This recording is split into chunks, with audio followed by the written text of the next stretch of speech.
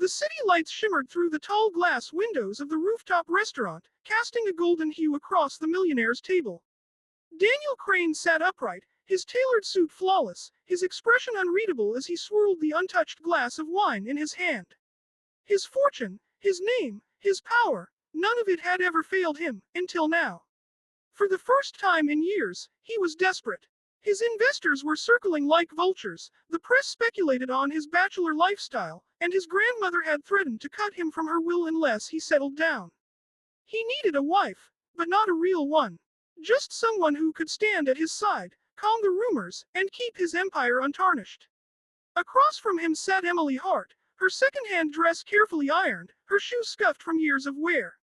She was not impressed by the glittering chandeliers or the private violinist in the corner. Her eyes were sharp, skeptical, almost amused as she looked at him. "So let me get this straight," she said, leaning back in her chair, her tone a mix of disbelief and sarcasm. "You brought me here to offer me a job. Not as your assistant, not as your chef, not even your driver. You want me to marry you, for money." Daniel's jaw tightened. He was used to people agreeing quickly, especially when money was involved. But there was something about her refusal to be dazzled that unnerved him. "I'll pay you $10,000, he said calmly, his voice steady but firm. "It's simple. We marry, stay together for 30 days, then part ways. No strings attached." Emily let out a soft laugh, shaking her head. "You make it sound like renting a car. Marriage isn't a business transaction, Mr. Crane." His gaze softened for a fraction of a second, though his words remained sharp. "Everything is a transaction. You need the money, I need the appearance of stability. We both get what we want." Silence hung between them, broken only by the clinking of glasses from nearby tables. Emily studied him, her mind racing. $10,000 could pay off her mother's hospital bills, clear her debts, and buy her time to breathe. Still, the idea felt absurd. She leaned forward, meeting his eyes. "Fine," she said at last, her voice low but steady. "I'll do it, but on one condition.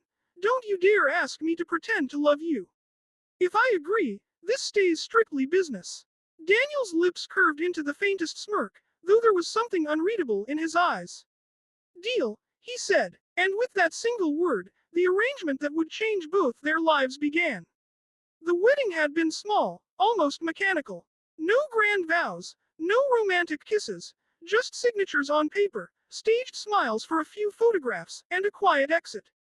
Emily slipped the simple gold band on her finger without ceremony, and Daniel escorted her back to his penthouse like she was another asset he had acquired. She thought she would feel awkward stepping into the lavish apartment, but instead she felt strangely detached, as though she had entered a movie set.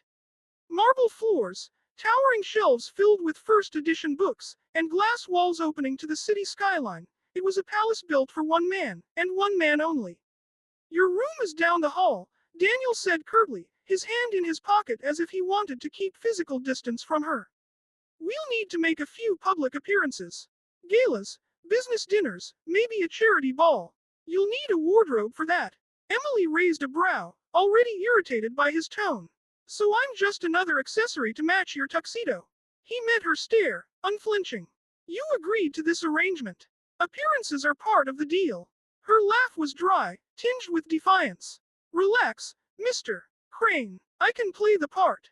But remember my condition. No one expects me to bat my eyelashes at you when the cameras are off."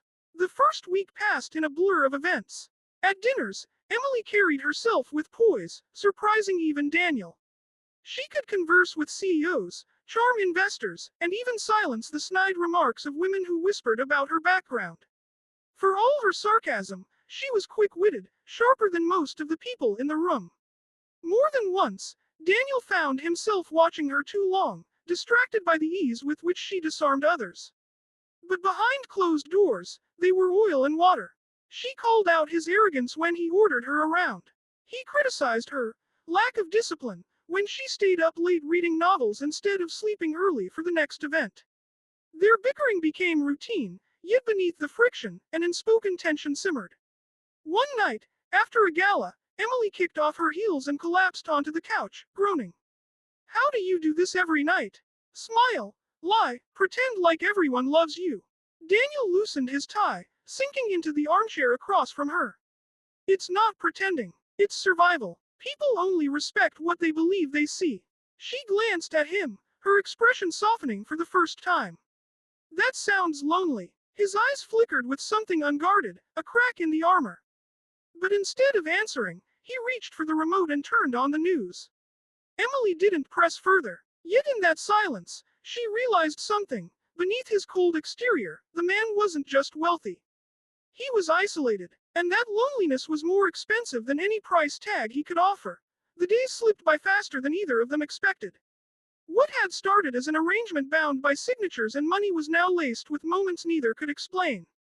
Emily caught Daniel smiling at her once during a charity ball, an unguarded, genuine smile that seemed to startle even him.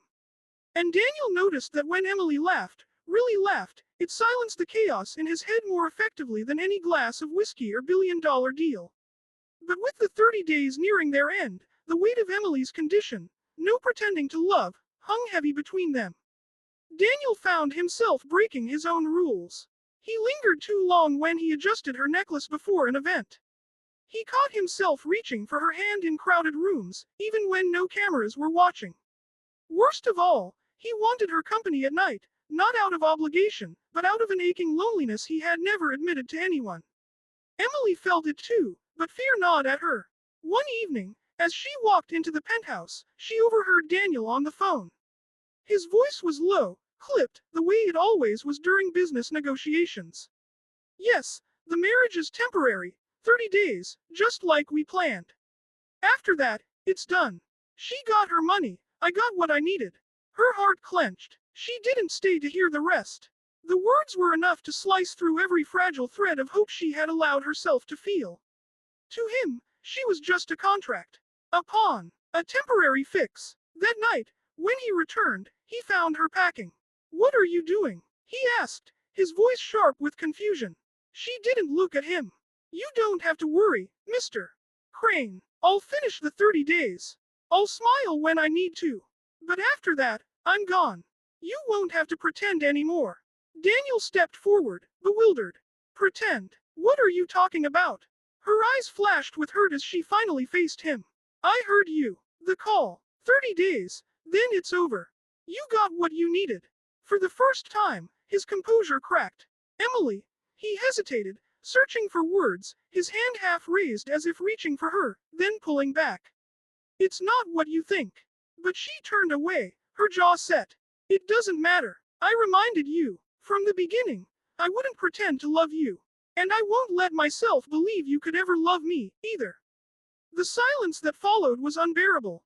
Daniel stood frozen, watching the one woman who had managed to stir something real inside him slip further away with each passing moment. The 30th day arrived like a weight pressing on both their chests. The penthouse, once filled with their sharp banter and reluctant laughter, now felt hollow. Emily's suitcase stood by the door, zipped and ready.